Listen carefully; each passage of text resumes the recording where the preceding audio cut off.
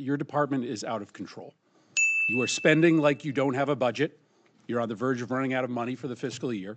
You are illegally refusing to spend funds that have been authorized by this Congress and appropriated by this committee. You are ignoring the immigration laws of this nation, implementing a brand new immigration system that you have invented that has little relation to the statutes that you are required, that you are commanded to follow, as spelled out in your oath of office. You are routinely violating the rights of immigrants who may not be citizens, but whether you like it or not, they have constitutional and statutory rights when they reside in the United States. Your agency acts as if laws don't matter. The New York Times reported last week that on July 7, 3 days into the emergency response effort, FEMA call centers responded to less than 20% of the calls coming in from disaster victims for help.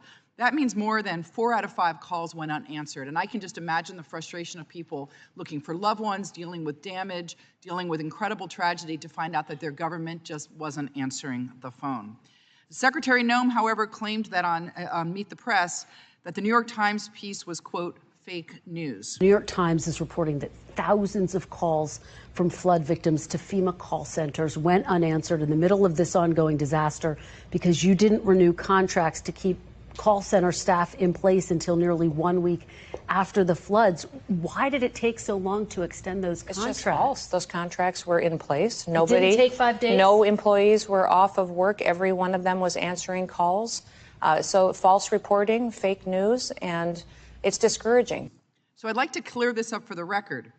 Isn't it accurate that 80% of, at least, of the calls that went to FEMA call centers on July 7th went unanswered?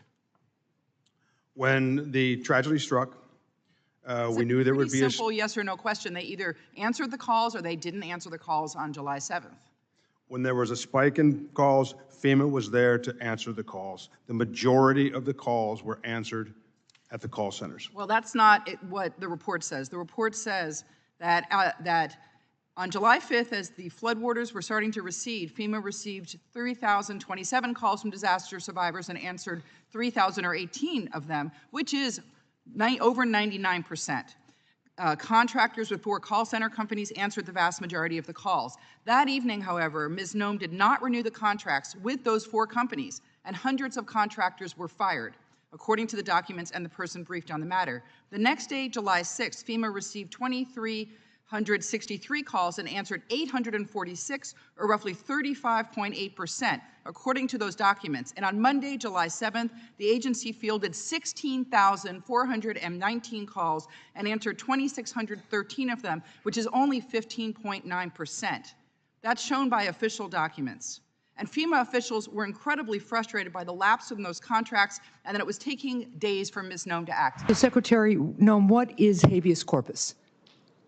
Well, habeas corpus is a constitutional right that the president has to be able to remove people from this country and suspend their right to. Let me stop you, ma'am. Habeas right corpus, excuse me, that's incorrect. President habeas Lincoln corpus, used it. Excuse me. Habeas corpus is the legal principle that requires that the government provide a public reason for detaining and imprisoning people. If not for that protection, the government could simply arrest people, including American citizens, and hold them indefinitely for no reason.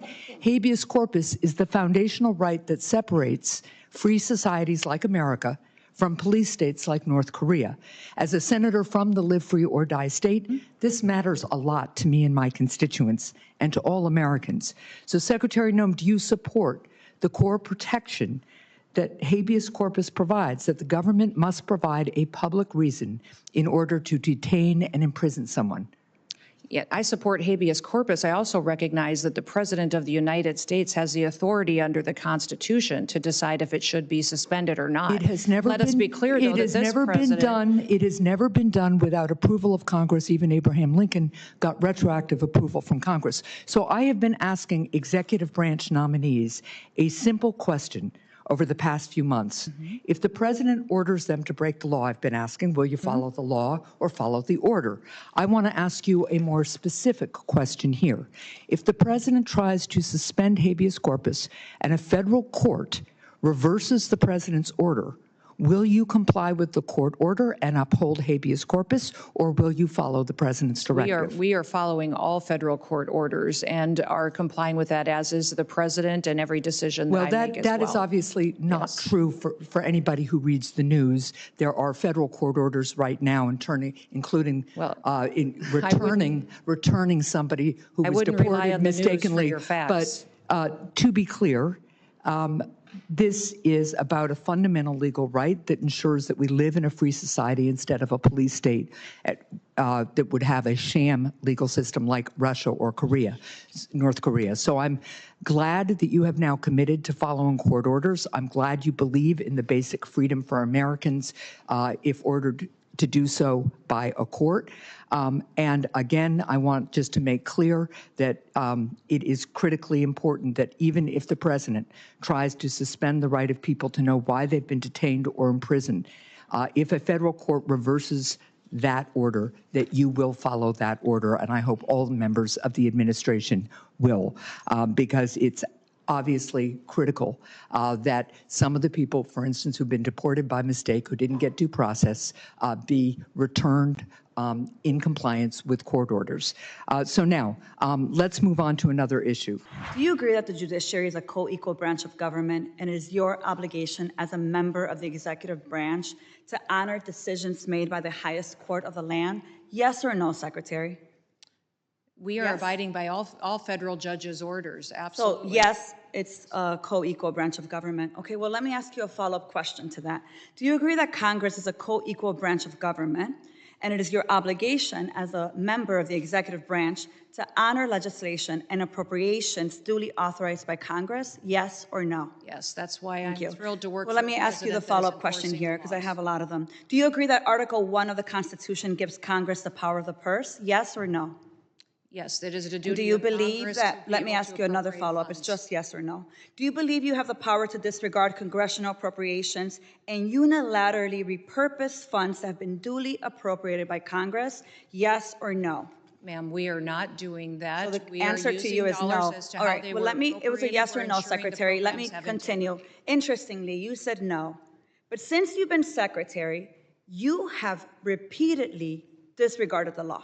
You have illegally impounded funds that Congress appropriated and that your branch of government must implement pursuant to the law. Yet you've closed offices established in law, including the Office for Civil Rights and Civil Liberties, the Office of the Immigration Detention Ombudsman, the Office of the Citizenship and Immigration Services, and you've canceled contracts for programs authorized in law, including shelter and service programs and citizenship and integration grants. You've obstructed and roughed up members of this committee as they attempted to conduct congressional oversight, and then you vilified them. But my question is, if they were so bad, why were they allowed to go in after to conduct oversight? Let me just continue. You redirected funds to terrorize our communities. You created taxpayer-funded political propaganda campaigns to terrorize families and children who don't sleep at night because of the terror of those commercials that you are putting out there. You hold sick, disrespectful press conferences in my state where, let me be clear, you are not welcome. You corruptly used emergency authority to avoid procurement to make Trump's private prison donors richer by directing $45 billion for them to expand ICE detention centers. You defunded work to address real threats to the homeland, all while you pursued college newspaper editors, labor leaders, and even a Harvard scientist who failed to declare frog embryos at the airport. Clearly, we don't have time for all my questions, so I have 13 pages worth of questions that I will be submitting to the record that I expect you and the administration to answer. But here is my final question to you. When you took your oath, did you swear to support and defend the Constitution of the United States of America? Yes or no? Yes, I did. So I find that laughable. You don't behave like someone who takes that oath seriously. And let me tell you why. We don't live in a dictatorship or a monarchy. Trump's will is not the guiding doctrine of this nation, and our country is not a playground for his or your twisted authoritarian fantasies. We are a democracy We defend the Constitution and we affirm the rule of law. We respect the co-equal branches of government and we uphold our rights, even when we disagree. The foundation of our nation is based on a core set of constitutional rights upon which our prosperity, our pluralism, and our peace depend on it. You, however, have been leading this work for 116 days, and in that time, you have profiled and dehumanized our neighbors. You've betrayed our constitutional commitment to due process. You've deported United States citizens. You've undermined the courts. You've broken the law. You've engaged in corruption, and you've weaponized the immigration system to violate civil rights. As Senator Murphy perfectly stated, your department is out of control, but you're responsible. You have betrayed the sacred fundamentals of your oath. And I believe to my core that you are not fit to hold the office. And I again, to your face, demand your immediate resignation. And I put it and place it on the record for all of us to see. With that, Chairman, I yield back. This weekend, the president made the remarkable statement that he, quote, doesn't know whether he has to uphold the Constitution. You, however, have taken a different position, both in your confirmation hearing and when you took the oath of office. You said that you were committed to complying with the Constitution. Do you still stand by that statement? Absolutely. I believe President Trump Excellent. as well. Let's start with Article 1, which gives Congress and only Congress the power of the purse. No money shall be drawn from the Treasury, but in consequence of appropriations made by law. But this administration is freezing, terminating, and even clawing back federal grants and awards that were already signed into law. These are taxpayer dollars that were appropriated by Congress for the specific purposes that we laid out. So, Secretary, let me ask you, do you believe the administration has the authority to subvert appropriations law to freeze and terminate congressional funding? The administration and the Department of Homeland Security used our authorities that we have to evaluate every grant that was in front of us and meet statutory requirements, but also to make sure that they were being spent appropriate. So, of course, the president is within his authorities. Make sure Ma'am, that this we is my went time. forward. Thank you so much.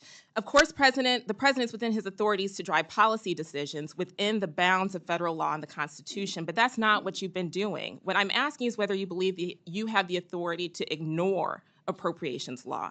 Do you believe that the Constitution gives the executive branch unilateral authority to withhold funds appropriated by the legislative branch?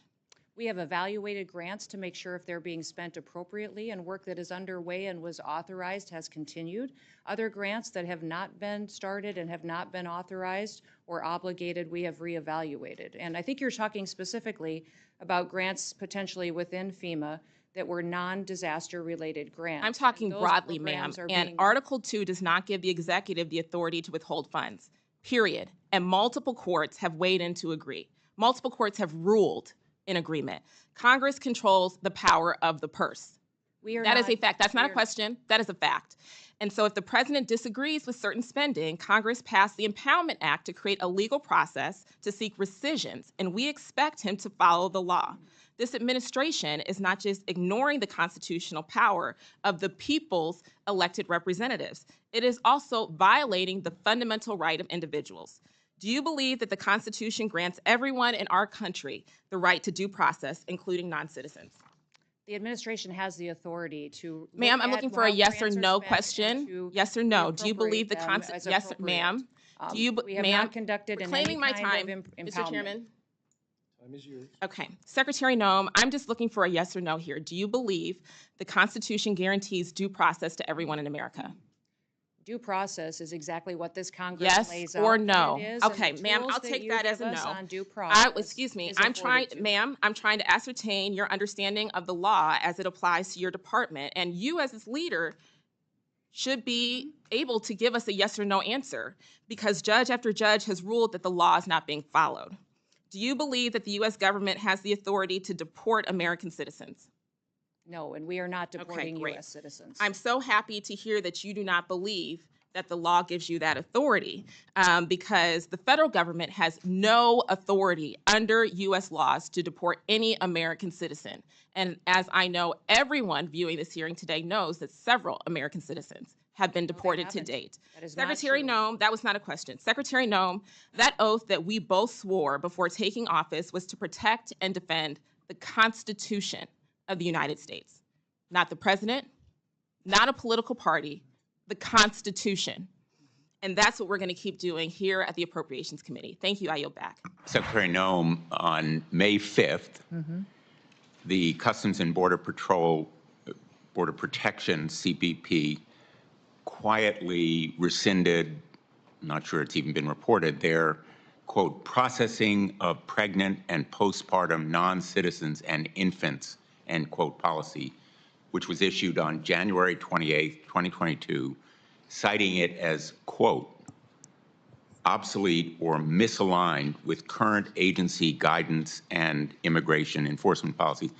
That January 28th policy memorandum followed years of inadequate care documented by a report from the Inspector General of the Department of Homeland Security showing that the treatment of pregnant, postpartum, and nursing women and infants was just horrendously and horrifically inadequate.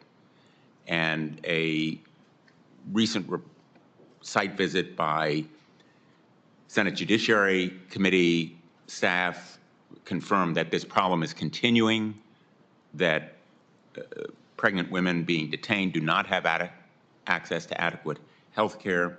Do you agree or disagree that babies and pregnant women within CBP and ICE custody should receive care that are tailored to their specific needs? And why, in God's name, would that policy be rescinded providing that care?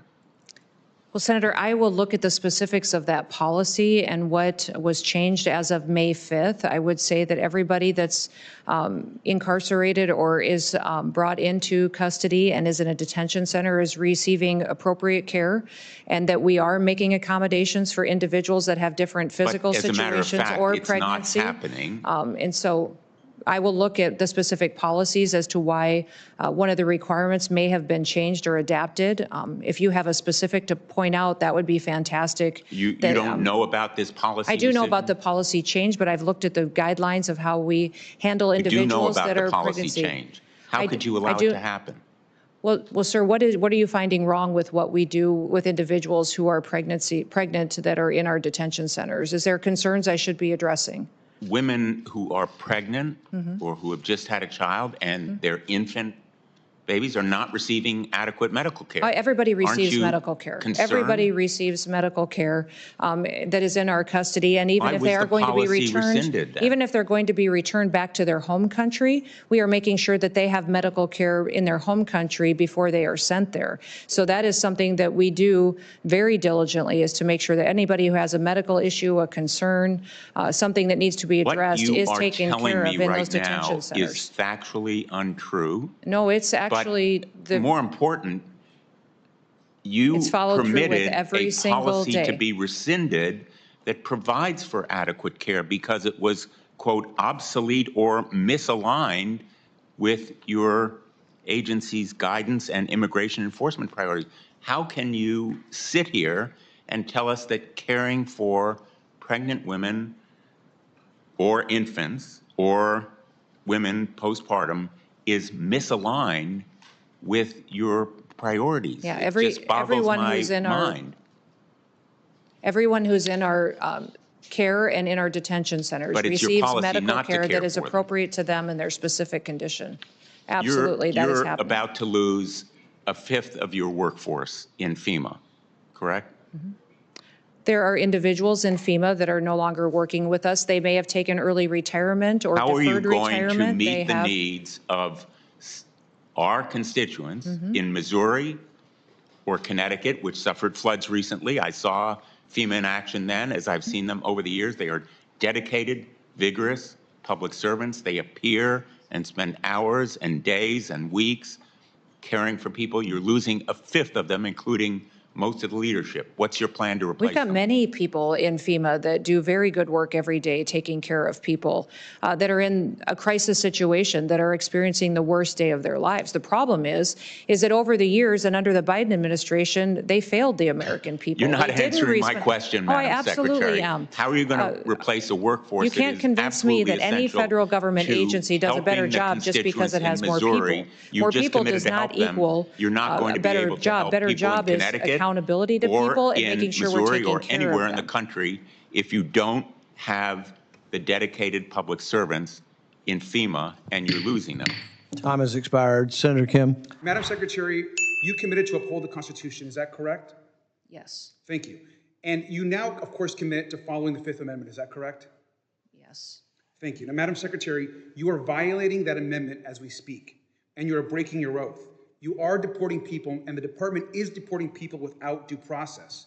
We cannot deport U.S. citizens. Without due process, there is nothing that Donald Trump could essentially be stopped in grabbing people off the street. That's happening today. Now, maybe someone in government might not like your tattoos. Maybe they don't like how somebody votes. Maybe they don't want to see how someone represents your constituents in Congress. But if you can't see a judge, no one can protect you. And I hope that you and I and everyone here can agree with that. And apparently, not even the Supreme Court actually matters when it comes to the case, of course, of Kilmar Garcia. But let's remember that we're not just deporting people. We're sending some of them to be locked up in one of the most dangerous prisons in the world. Now, Madam Secretary, you've heard this case today, but I have to speak about it one more time. I think it's really important. This is Andrew Romero. He had an appointment to come to this country to claim asylum. We gave him that appointment. The United States government gave him his asylum appointment. He comes for his appointment. He passes a credible fear interview. He's a gentle person as described by his family. He's openly gay. He was leaving his country for persecution of being gay. He did everything right, claimed asylum, that was legal. And then we sent him to a dangerous prison at the border with no due process. There are claims about his tattoos. He has his parents' names on his tattoos and 2 crowns that relate to a festival back in his hometown. We are paying to lock this young gentleman up forever.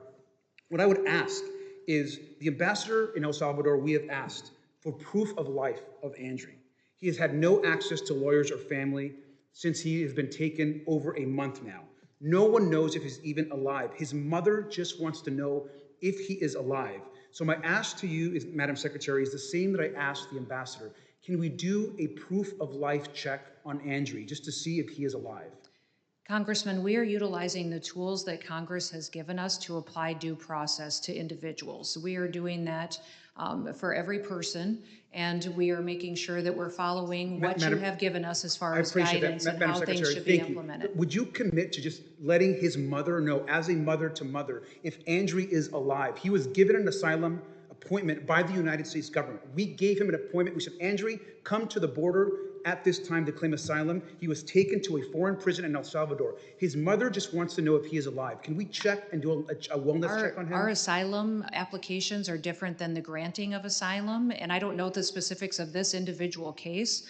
This individual is in El Salvador, and the appeal would be best made to the president and to the government of El Salvador on this. This is not under my jurisdiction. Madam Secretary, you have said that CCOT in El Salvador is one of the tools in the toolbox that you have. You have said that and have been quoted as saying that. You and the president have the ability to check if Andrew is alive and if not being harmed. Would you commit at least into looking and asking El Salvador if he is alive? This is a question that's best asked to the president and the government of El Salvador. And I think you know very well that you could ask that question. What you are choosing to do, Madam Secretary, is disregard this young man's life, this young man's family, who was given an appointment by the United States. I think it is shameful that you won't even request to see if this young man is alive. His family has no idea, has no access to lawyers. I would hope that we would have the humanity to just check if this young man is okay. With that, I yield back. It's shameful. My first question for you is a pretty simple one. It's basic civics. Which branch of government does the Constitution give the authority to interpret what the law is, the judiciary or the executive branch? Sir, going forward, the interpretation of the law, you make the laws in this body. The judicial branch makes sure that they have integrity and they're applied properly to individuals. So I'm just going to take that as the judiciary branch.